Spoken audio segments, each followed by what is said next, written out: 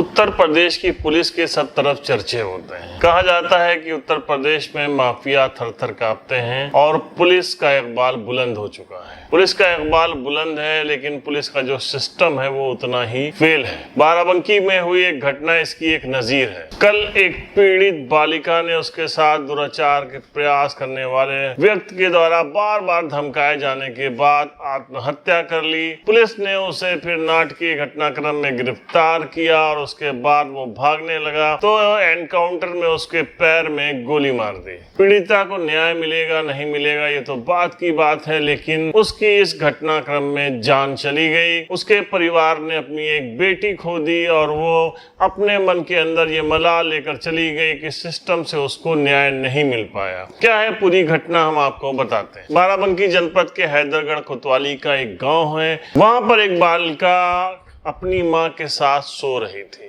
जब वो रात में लघु शंका के लिए उठी तो उस पे पहले से घात लगाए गांव के एक दुर्दांत युवक ने उसको दबोच लिया और उसको एक अर्धनिर्मित मकान में जबरदस्ती उठा ले गया।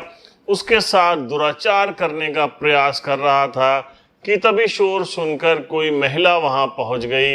अर्धनग्न अवस्था में उस बालिका को छोड़कर वो युवक भाग खड़ा हुआ। पीड़िता का पिता बाहर नौकरी करता है। दूसरे दिन पीड़िता की मां और उसके चाचा हैदरगढ़ कोतवाली पहुंचे।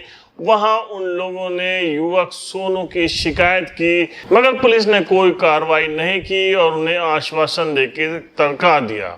इसके बाद उस लड़के का मन बढ़ गया और उसने युवती को लगातार उसके मोबाइल पे अश्लील मैसेज भेजने शुरू कर दिए। जब उनकी सुनवाई कहीं नहीं हुई तो 16 जून को पीड़िता, उसकी मां और चाचा बाराबंकी के पुलिस अधीक्षक दिनेश कुमार सिंह के पास पहुंचे। उन्होंने जब हैदरगढ़ पुलिस को फटकार लगाई तो हैदरगढ़ पुलिस ने शांति भंग में मुकदमा दर्ज करके इत्मीनान पा ली। अब तो सोनू नाम का वो लड़का और ज्यादा दुस्साहस पे उतर आया और लगातार पीड़िता को परेशान करने लगा। बात जब हदें पार कर गई और पीड़िता को न्याय की कोई उम्मीद नहीं लगी तो उसने अपने घर में लटक कर आत्महत्या कर ली। इस बात से हंगामा मच गया, पूरा गांव आक्रोशित हो गया।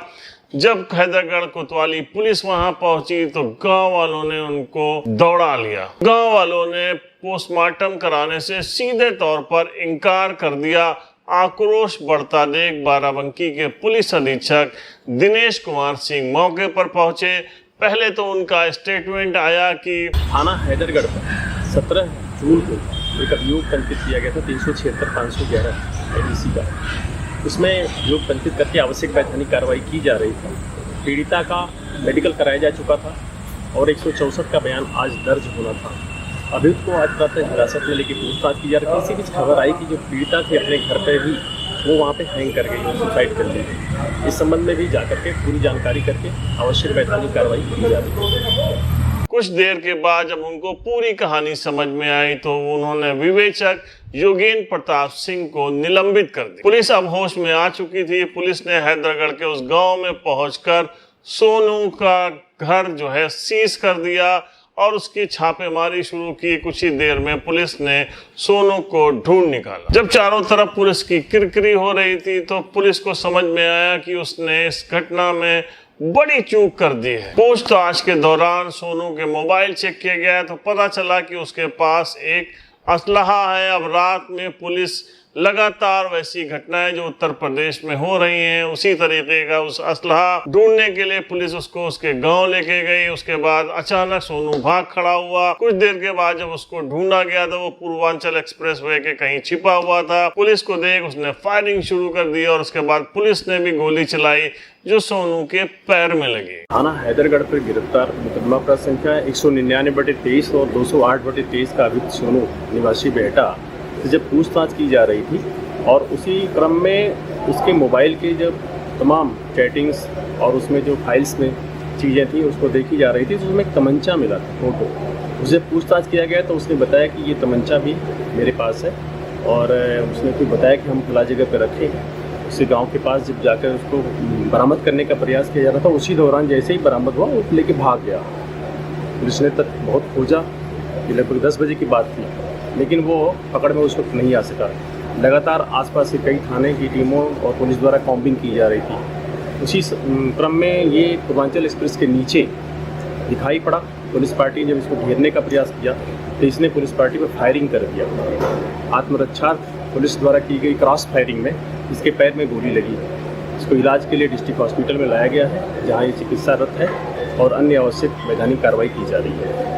ये सब करने से पहले ही अगर पुलिस सिर्फ चेत गई होती तो पुलिस को इतनी लंबी चौड़ी स्टोरी ना बनानी पड़ती। ये घटना सही है या नहीं सही है ये हमको बिल्कुल नहीं पता, क्योंकि पुलिस अधीक्षक जो कह रहे हैं हम वही मानेंगे और इसका फैसला अदालत करेगी।